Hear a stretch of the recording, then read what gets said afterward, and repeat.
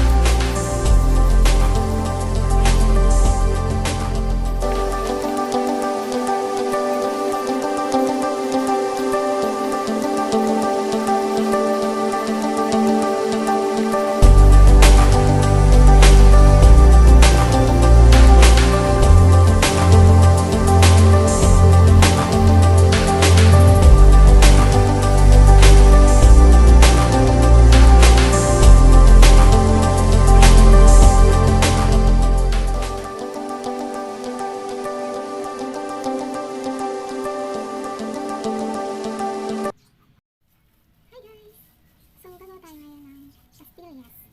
Ito na, natapos ko na po ang ating pastillas dough. Ayan, namasa ko na siya guys, nandiyan na siya. So, ang gagawin natin ngayon ay magmo-mold tayo. So, ang gamit ko guys na pang-mold ay straw ng shake, milkshake pwede. Para mas madali guys, sa akin kasi yung pahaba. So, ganito lang siya guys. Ginagawa ko ganito lang hanggang sa lumabas doon sa dulo. Ayan. Mahirap siyang gawin pero kailangan mong tiisin. Ayan. Kung mahaba na siya guys, ganyan na siya kahaba, ito yung pangsukat natin kung gaano siya kahaba. Ayan. Ganyan lang natin, tapos puputulin. Ayan.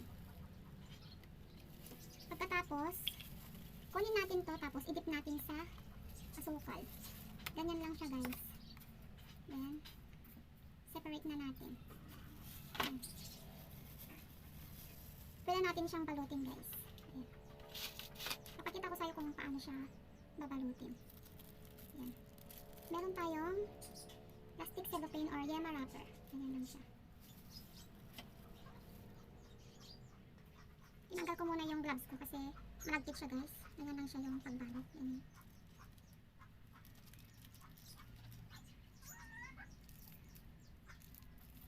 Ayan. Ganyan lang siya guys. Ayan. So, balik tayo ulit dito. Ganyan lang siya.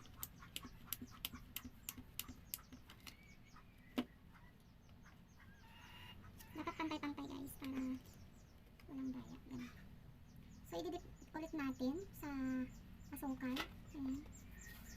I-roll lang natin dun sa asukal. Ganyan. Babalutin ulit.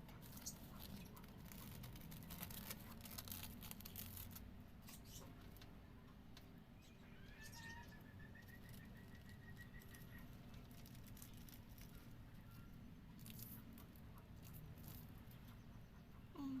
Ito yung mga pinagkakaabalahan ko ngayon guys. Pwede natin ibenta ito. Since 2014 ako gumagawa ng ganito pastillas. Yan.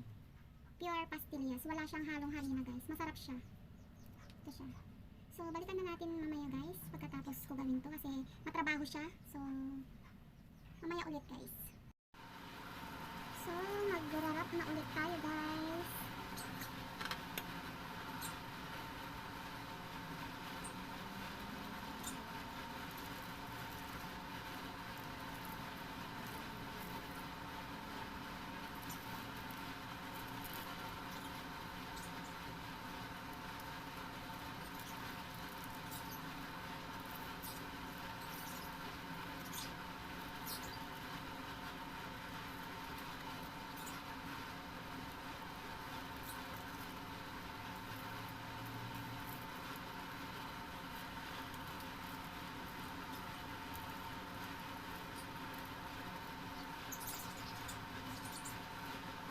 Diba matrabaho siya guys, pero sulit naman siya pag nabenta mo.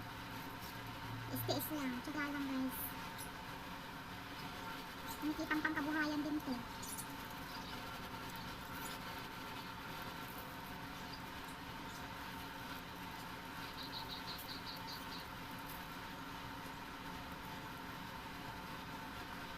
Kesa nandito lang din tayo sa loob ng bahay, isip tayo ng pagkakakitaan.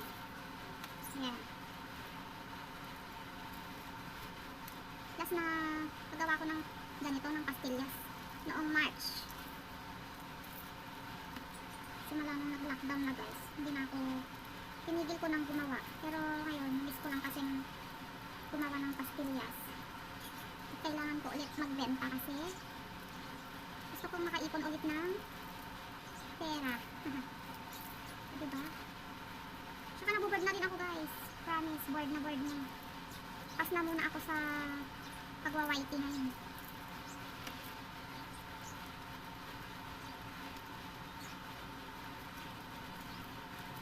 Kasi minsan mahirap yung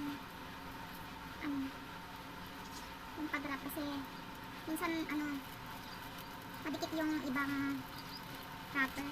Minsan dalawa yung parang ganyan siya. Mahirap.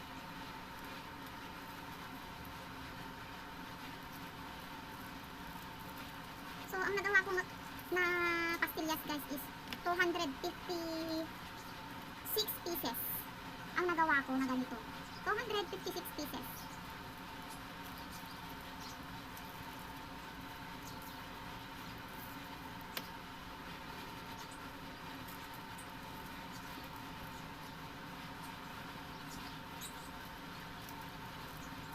Yung dating araw-araw akong gumagawa ng ganito guys. Halos araw-araw. Tapos gabi-gabi, ito yung ginagawa ko. Magdamag. Nung sobrang kasipagan kong gumawa ng pastillas. Ang dami kasing order noon. Kaya naabot ako sa magdamag na gumagawa ng ganito. Pero inyo mag-isa lang ako. Nagagawa ko yung 40 bucks, 50 bucks, na ganyan.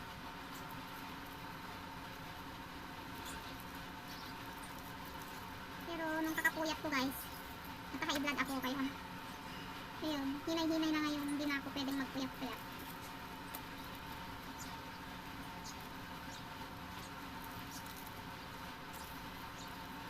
Ayun.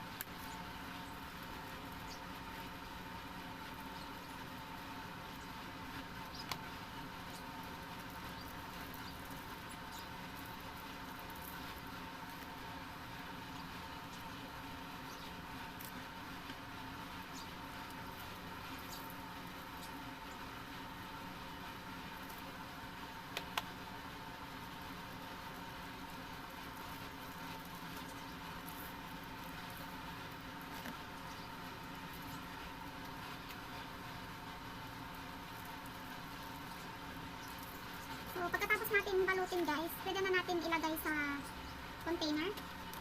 Dito.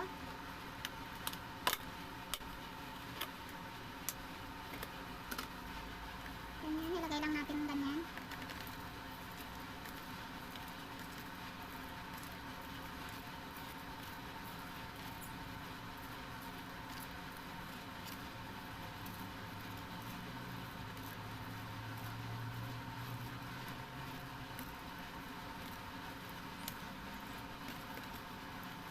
Ayan.